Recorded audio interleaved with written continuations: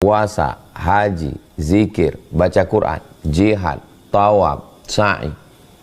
Semua ibadah itu yang paling kuat keyakinan orang kepada Allah adalah saat puasa.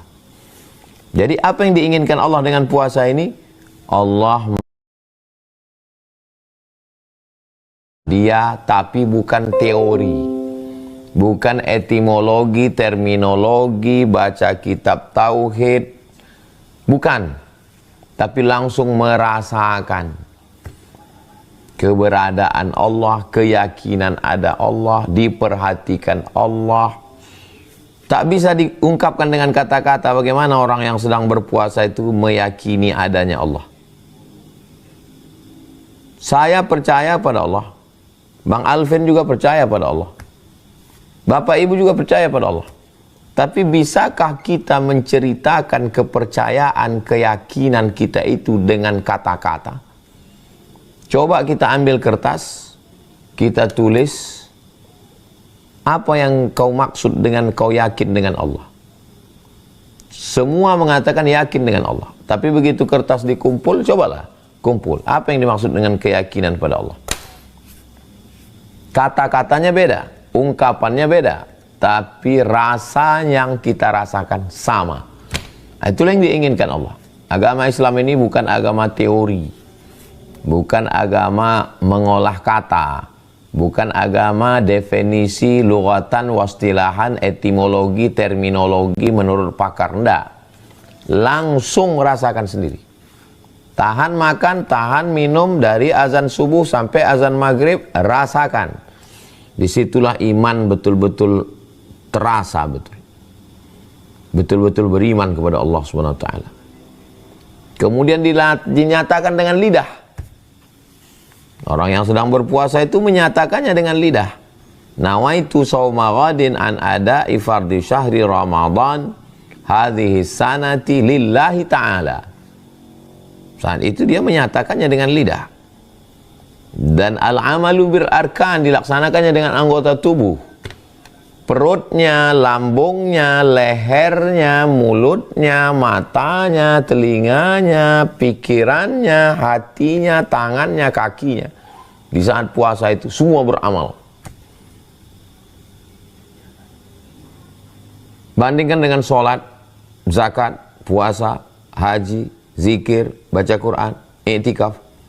Maka di saat puasa itulah semuanya bekerja. Dari mulai ujung rambut sampai ke ujung kaki, zahiran wa batinan, yang nampak maupun yang enggak nampak, yang di dalam maupun di luar, pada saat itu betul-betul dalam kondisi iman yang full. Itulah yang diinginkan Allah dari kita. Aku ingin kau percaya sama aku, kata Allah. Aku ingin kau menyatakannya dengan tulus. Tapi aku tak mau kata-katamu hanya di ujung lidah. Aku mau kau yakin kepada aku dengan hatimu, dengan pikiranmu. Saat kau sudah yakin dengan aku, kau membenarkannya dengan perbuatanmu, dari mulai mulutmu, lidahmu, tanganmu, kakimu, hatimu, pikiranmu, lisanmu, otakmu. Semuanya beramal. Itu yang kuinginkan darimu, kata Allah SWT. Jadi ibadah puasa ini bukan hanya sekedar tahan makan, tahan minum, tapi memang betul-betul orang sedang sampai pada puncak keimanan. Antashhada an la ilaha illallah wa anna Muhammadar Rasulullah wa tuqima shalah wa tu'tiyaz zakah wa tasuma Ramadan. Sebelum haji. Kenapa haji yang terakhir? Karena haji masih terkait dengan uang. Terkait dengan uang, tiket pesawat, transportasi, akomodasi, penginapan, konsumsi, makan. Jadi sebenarnya kalau dihitung-hitung, kalau dikecualikan haji, karena haji ini plus bonus, maka 4. Dan puncaknya adalah puasa. Antashhada an la ilaha illallah wa anna Muhammadar Rasulullah, asyhadu an la ilaha illallah Rasulullah, wa tuqimas shalah, kau laksanakan salat, wa tu'tiyaz zakah, kau bayar zakat, wa tasuma Ramadan, kau bayar, kau laksanakan puasa. Puncaknya ada pada puasa. Oke, itu yang pertama. Yang kedua,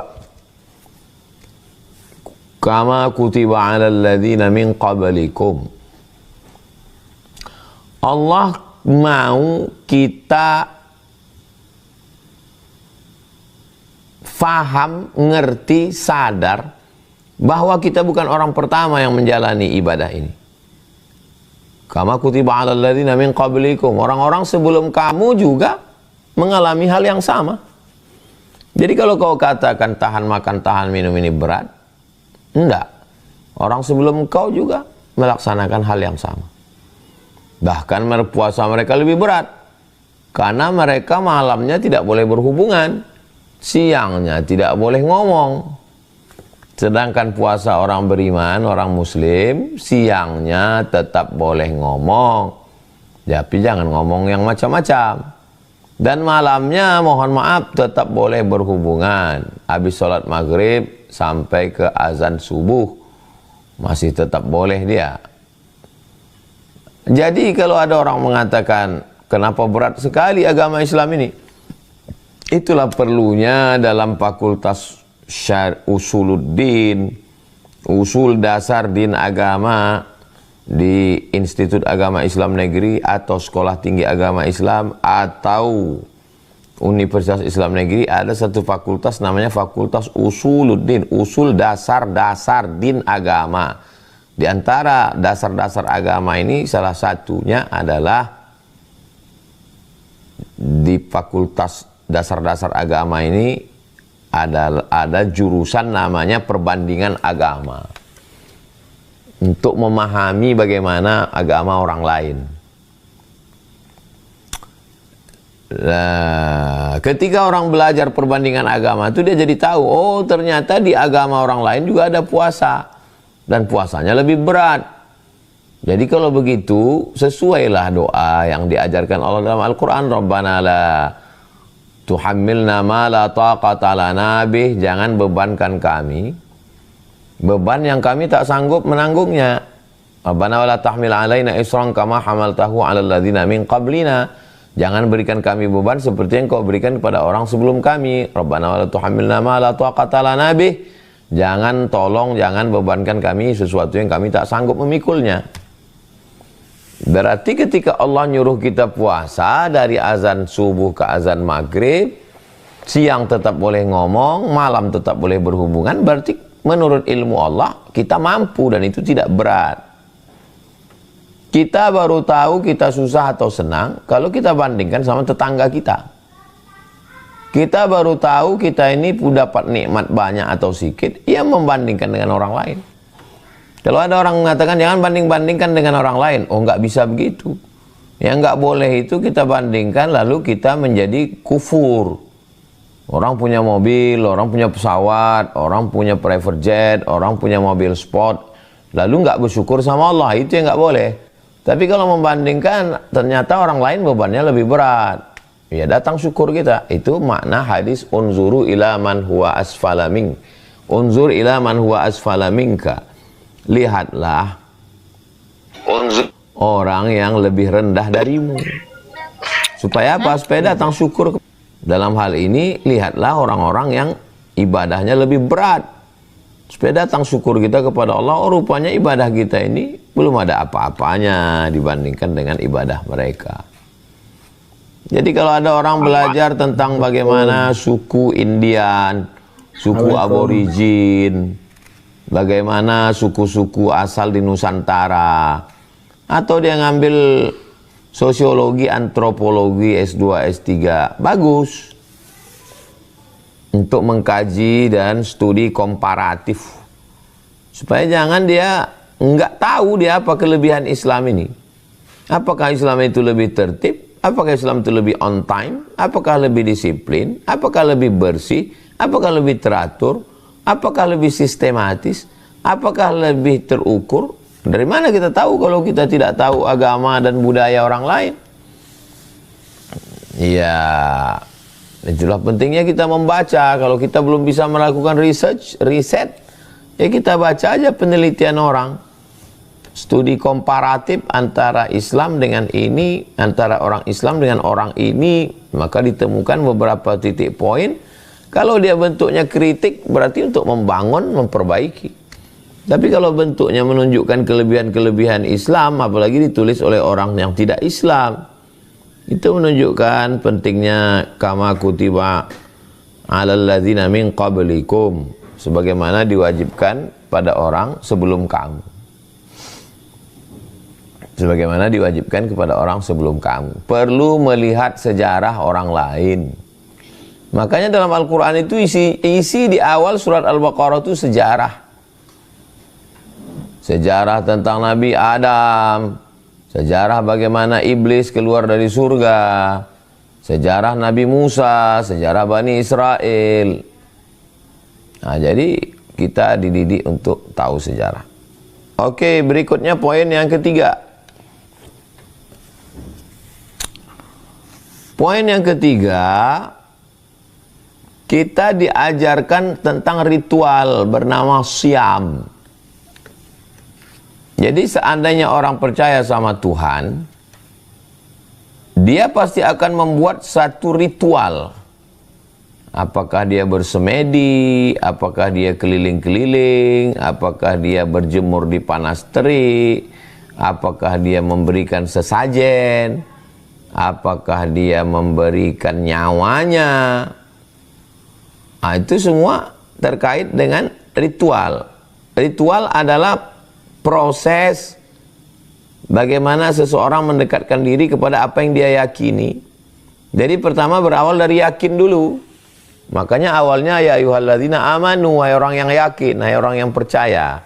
Setelah yakin, percaya, barulah dia melakukan suatu aktivitas. Nah, aktivitas inilah yang disebut dengan ritual.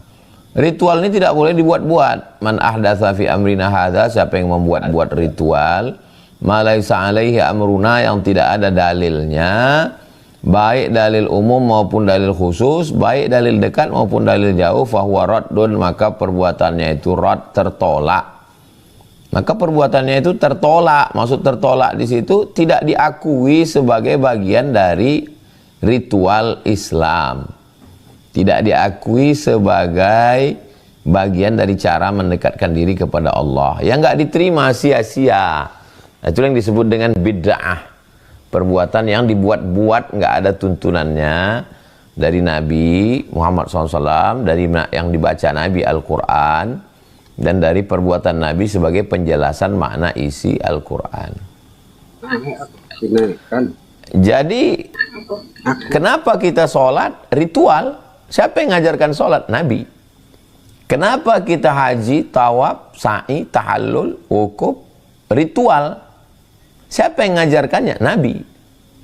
Ketika kita membuat sesuatu yang tidak diajarkan oleh Nabi, baik dalilnya jauh maupun dalilnya dekat, bertentangan dengan Quran, bertentangan dengan sunnah, bertentangan dengan ijma', bertentangan dengan qiyas, maka perbuatan itu batil.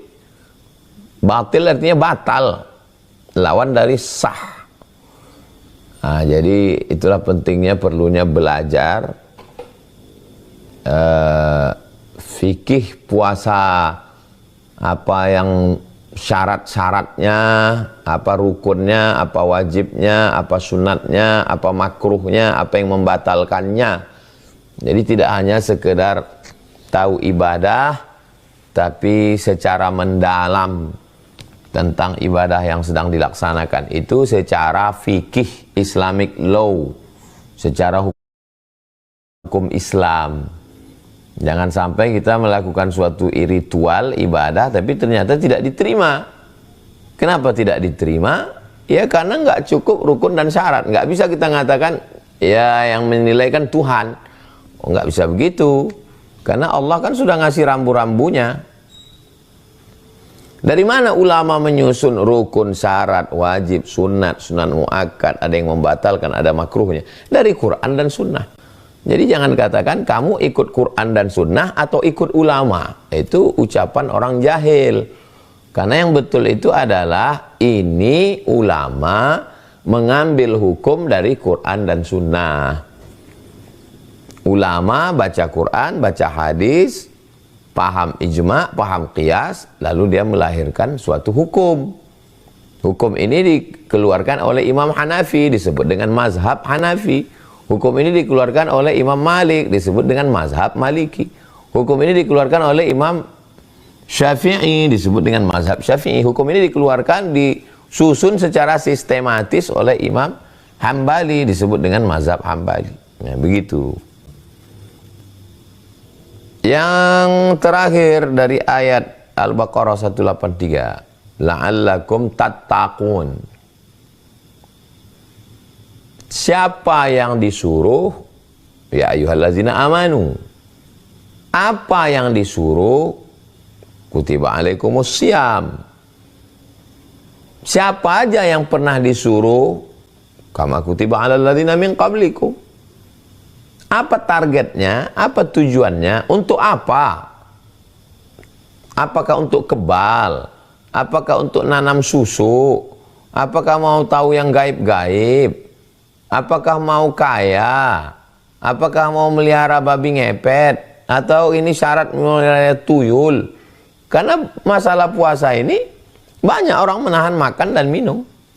Tahan makan, minum sampai mengalami halusinasi, lalu setan masuk. Ada tahan makan, nggak minum, nggak makan, minum sampai akhirnya berhalusinasi, hilang ingatan, masuk setan ke dalam, menjadi kebal, nggak mempan dengan besi, dengan pisau. Kenapa? Setan, jin masuk ke dalam badan.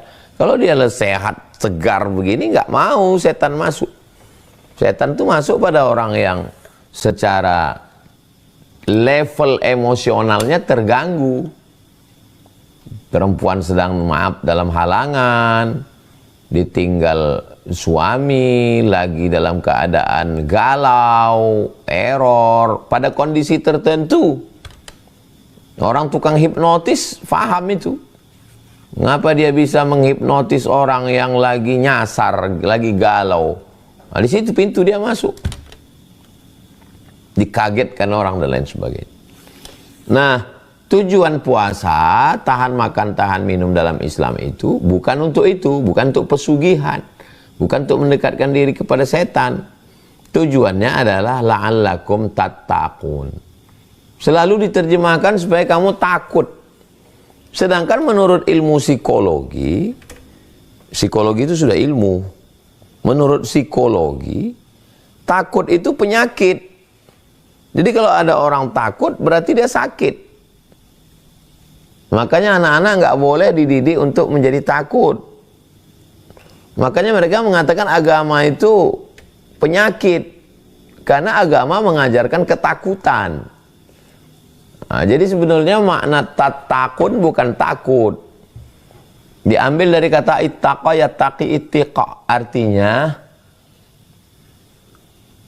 karena saya takut basah, maka saya pakai payung. Itu arti takwa. Saya mau pergi ke Bromo. Karena saya takut kedinginan, maka saya siap-siap pakai jaket. Itu arti takwa, bukan takut. Kan udah takut tadi. Iya betul memang, saya takut kedinginan, maka saya pakai jaket. Karena saya takut kena denda, bayar, maka saya segera disiplin, on time, tepat waktu. Nah, gitu. Jadi bukan ketakutan yang bersifat penyakit, tapi lebih pada apa terjemahnya itu? Bukan takut ya. Ya bisa kita pahami sendiri. Ittaqa yattaqi ittiqa itu artinya, karena saya takut basah maka saya pakai mantel. Karena saya takut banjir maka saya buang sampah pada tempatnya, saya jaga selokan. Karena saya takut salah ngomong maka saya nggak banyak ngomong. Nah, itu namanya takut. Jadi dengan puasa itu hati-hati. Nah, ini ada yang ngasih tahu, itu bukan takut Pak Ustaz, itu hati-hati. Iya. Jadi kalau begitu la'allakum tattaqun, mudah-mudahan kamu jadi orang yang hati-hati. Ada juga yang menerjemahkan khawatir. Khawatir itu awal dari level pertama khawatir. Habis khawatir cemas. Habis cemas depresi, anxiety, depresi. Melindungi diri. waspada, melindungi diri, hati-hati. Lebih tepat ke situ makna tatakun itu. Waspada, melindungi diri, hati-hati. Nah, mawas diri, mengawas diri. Itu sebetulnya guna daripada berpuasa ini. Jadi kalau ada orang tahan makan, tahan minum, dia sebetulnya baru sekedar, makanya ulama membaginya pada level pertama, nggak makan, nggak minum. Itu level awal sekali, elementary, level pertama. Setelah naik ke atas, mulai dia nggak ngomong kasar, tidak riba, nggak namimah, nggak gosip, nggak nengok yang haram, nggak mendengar yang haram, nggak megang yang haram, nggak memikirkan yang haram. Nah, ini level kedua. Level ketiganya adalah hanya fokus pada Allah, mempuasakan diri pada selain Allah. Mempuasakan diri, mempuasakan hati, mempuasakan pikiran kepada selain Allah. Mikir itu, mikir ini, enggak. Saya fokusnya hanya pada Allah. Jadi yang ingin dicapai dari orang berpuasa itu adalah ketika dia mampu untuk menjaga dirinya, mawas diri, waspada untuk tidak dimurkai Allah.